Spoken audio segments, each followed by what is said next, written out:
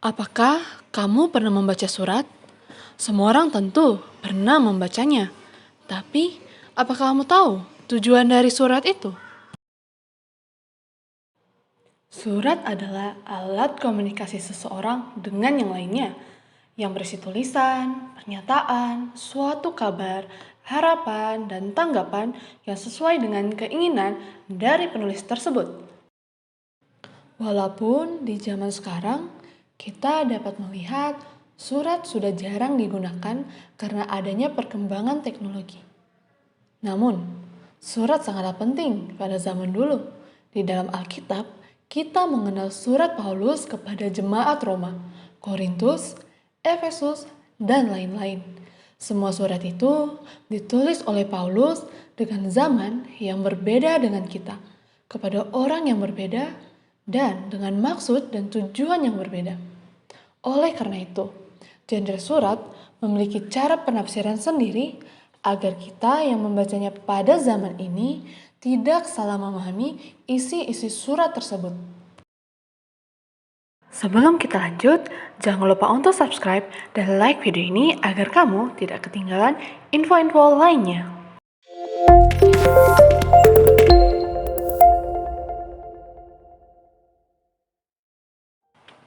Surat merupakan genre yang paling umum dan pada umumnya cukup mudah dimengerti oleh pembacanya.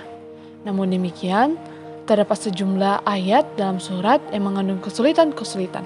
Seperti, apakah yang dimaksudkan dengan menyerahkan seseorang dalam nama Tuhan Yesus kepada iblis dalam 1 Korintus 5 ayat 5 atau roh, jiwa, dan tubuhmu dalam 1 Tesalonika 5 ayat 23.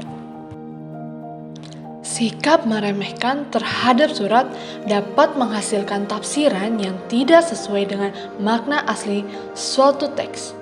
Sebelum itu, kita akan mengenal terlebih dahulu pengertian surat.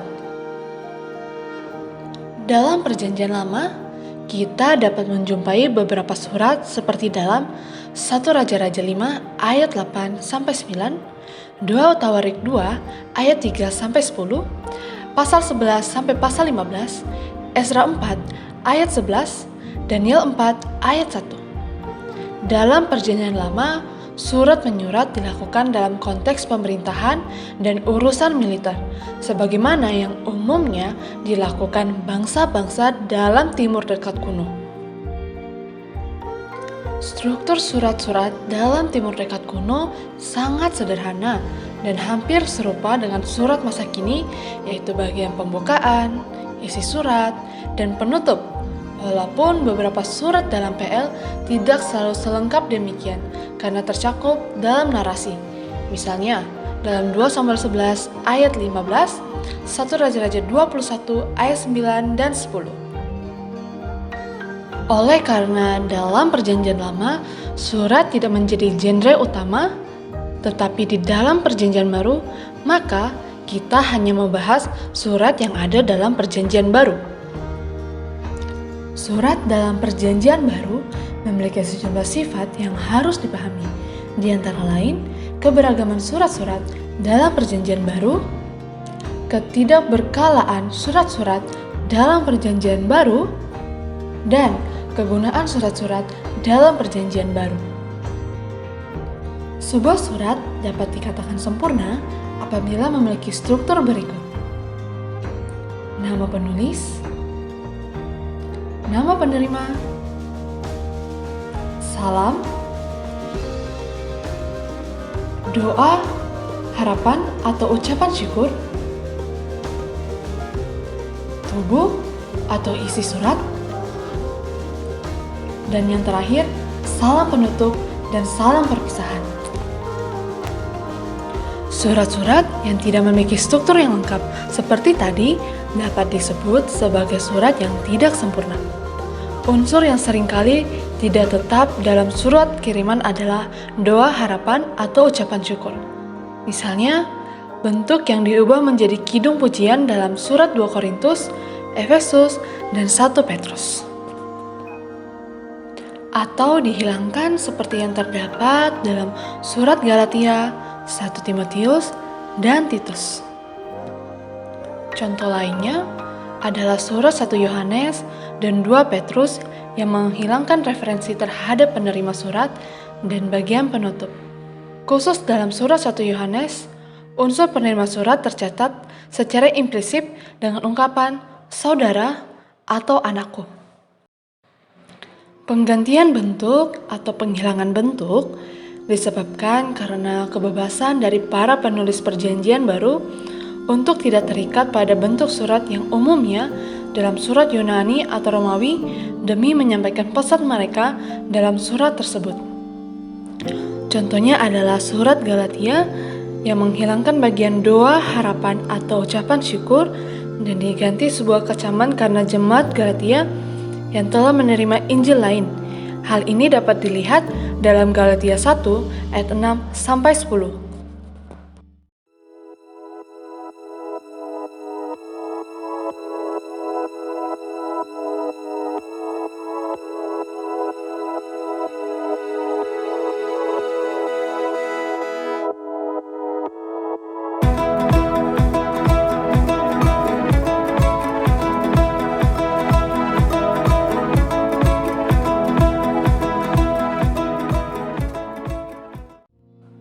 Berdasarkan tema secara keseluruhan, surat-surat perjanjian baru dapat dibagi dalam 4 bagian. Pertama adalah surat risalah, yaitu surat yang membicarakan secara panjang lebar mengenai suatu pemahaman teologi. Contohnya adalah surat Roma, 1-2 Korintus, Galatia, Efesus, dan Kolose. Surat pastoral atau surat pengembalaan. Surat pastoral adalah surat yang ditulis oleh Paulus kepada rekan-rekannya yang bertugas sebagai penilik jemaat, karena Paulus sedang berada dalam penjara. Contohnya adalah surat 1 dan 2 Timotius serta Titus. Yang ketiga adalah surat pribadi, itu surat yang ditunjukkan kepada perorangan yang termasuk dalam surat pribadi antara lain surat 1 dan 2 Timotius, Titus, dan Filemon. Beberapa yang dianggap dapat dimasukkan ke dalam surat pribadi adalah surat 1 dan 2 Korintus, Galatia, Filipi, serta 1 dan 2 Tesalonika. Surat umum yaitu surat yang sifatnya lebih bersifat umum karena tidak dituliskan penerima surat secara spesifik. Yang termasuk dalam surat umum adalah surat Ibrani, Yakobus, 1 dan 2 Petrus, 1-3 Yohanes, dan Yudas. Ketidakberkalaan surat-surat dalam perjanjian baru. Karena rasul-rasul memiliki kesadaran akan otoritas mereka sebagai pemberi ajaran, sifat kedua yang dimiliki oleh surat dalam perjanjian baru adalah sifat mereka yang tidak berkala. Sebagai contoh, surat Korintus muncul karena terdapat kekacauan dalam jemaat di Korintus, atau surat 1 Yohanes yang ditulis karena munculnya pengajaran doketisme yang meragukan kemanusiaan Yesus. Sifat dari surat perjanjian baru yang tidak berkala ini membawa sebuah kesulitan bagi penafsiran surat karena para penafsir dan pembaca modern tidak mengetahui secara jelas apa yang terjadi pada masa itu. Untuk itu penting bagi mereka untuk mengetahui latar belakang historisnya. Sifat terakhir dari perjanjian baru adalah kegunaan surat-surat dalam perjanjian baru. Sifat ketidakberkalaan surat dalam perjanjian baru membawa implikasi. Oleh karena para penulis surat sedang berusaha menjawab kebutuhan jemaat pada saat itu, maka surat yang ditulis tidak menjadi sebuah risalah teologis yang disusun secara sistematis. Pembacaan surat yang baik harus disertai dengan pemahaman terhadap situasi yang dihadapi jemaat serta para rasul, lalu dibuatlah rumusan teologinya. Warren Osborne menyarankan agar penafsir tidak membacanya sebagai pernyataan-pernyataan individual sebagai dogma yang mutlak, tetapi pergerakan penafsir haruslah dari pernyataan individual untuk menegaskan teologi kitab, kemudian kepada teologi Alkitab. Dan sesudah itu, barulah mengembangkan teologi dogmatik dan sistematik. Metode penafsiran surat. Ada 3 langkah yang dapat kita lakukan untuk menafsirkan sebuah surat dalam Alkitab.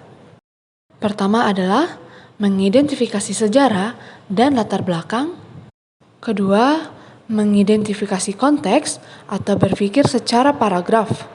Ketiga adalah mengidentifikasi tata bahasa dan makna kata dalam bahasa aslinya jika memungkinkan. Keempat, membandingkan hasil tafsiran khususnya untuk bagian-bagian yang sulit. Mengidentifikasi sejarah dan latar belakang. Pertama, kita perlu membaca surat secara berulang-ulang dan kemudian memperhatikan para penerima mula-mula, sikap penulis, tema yang sering diulangi, struktur surat, dan tujuan kitab. Selain itu, mencari keterangan dalam kamus Alkitab, pengantar Perjanjian Baru, atau buku tafsiran untuk mengetahui sebanyak mungkin mengenai penulis kitab, penerima mula-mula, khususnya kota tempat jemaat bertempat tinggal, tujuan kitab, struktur atau garis besar kitab, dan tema-tema teologis yang ada dalam kitab tersebut. Ketiga, kita juga perlu untuk melihat persoalan budaya. Apakah prinsip dalam surat tersebut dapat diterapkan untuk masa kini?